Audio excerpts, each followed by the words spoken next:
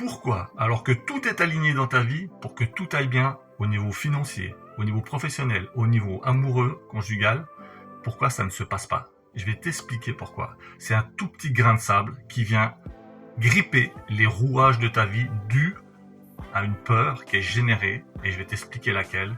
C'est la peur de perdre ce que tu pourrais gagner ou ce que tu as gagné. Je l'ai vécu et ça m'a pris des années avant de conscientiser ça et de pouvoir changer cet état de fait à l'intérieur de moi. Et tu dois vivre ça aussi et je vais t'expliquer comment ça se produit et comment tu peux pallier ça. J'avais tout perdu après avoir gagné ma vie correctement. J'ai été malade, je te la fais courte. J'ai été malade, j'ai été ruiné, machin, etc. Je rencontre une femme, on se met ensemble, on commence à construire une vie, on s'aime et tout, c'est génial. Les choses avancent. Et à chaque fois que j'amenais un projet pour qu'on fasse quelque chose au niveau professionnel, il y avait toujours quelque chose qui allait pas de son côté comme du mien. On était tout fou au départ. Ouais, ça peut être super, on va faire ça et tout. Et au final, on le faisait pas. Et pendant des années, on a fait ça sans jamais rien faire. Il s'est jamais rien passé. Au final, l'amour s'est disloqué pareil. Et puis alors qu'on s'aimait, etc., et que tout était fait, on pouvait vivre notre meilleure vie, tout a splitté. Et tu sais pourquoi?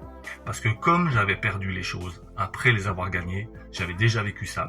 Et du coup, inconsciemment, à l'intérieur de moi, j'ai monté un espèce de plan, une espèce de peur, une vraie blessure en fait, une blessure de perte, en me disant oui mais j'ai déjà perdu une fois, si maintenant je gagne de nouveau, je risque de perdre.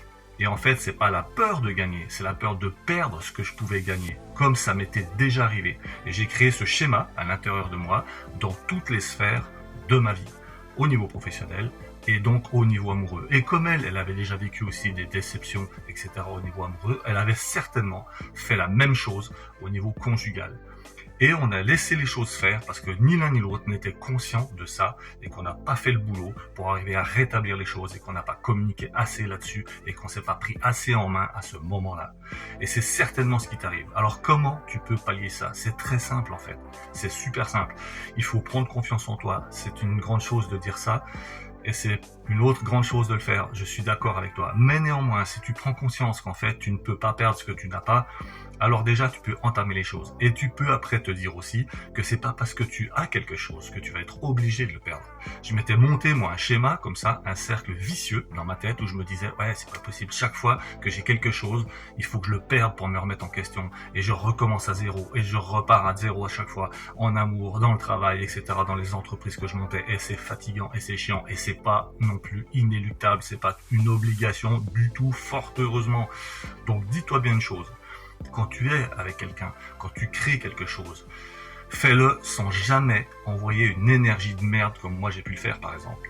Et la personne en face, pareil. Pourquoi? Parce que comme tu le sais, on en a déjà parlé, tout est énergie, tout est vibration, tout est fréquence. Et ça, sans m'en rendre compte, j'ai envoyé une vibration, une fréquence pourrie dans l'univers qui disait tout le temps, ouais non, ne fais pas les choses parce que tu as peur de les perdre.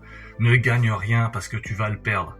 Parce que ça s'est déjà produit, et parce que ça s'est déjà produit, c'est susceptible de se reproduire, et plus tu vas le dire, et plus ça va se passer, puisque comme tu le sais, comme on l'a déjà étudié ensemble, à chaque fois qu'on vibre quelque chose, on le récupère. On est ce qu'on vibre, et on obtient ce qu'on vibre. Et moi, je vibrais ça. Et ma compagne, elle vibrait ça certainement aussi dans la relation. Elle m'a même dit des choses au tout début de notre relation. Un truc de ouf. Elle me disait, je sais qu'un jour tu partiras pour une nana plus jeune que moi. Elle avait déjà 11 ans de moins que moi. Un truc de dingue. Et en disant ça, on a créé nous-mêmes notre propre perte. C'est rentré dans notre inconscient, dans le mien, dans le sien. Et c'est quelque chose qui s'est émancipé à l'intérieur de nous jusqu'à ce que ça devienne notre réalité.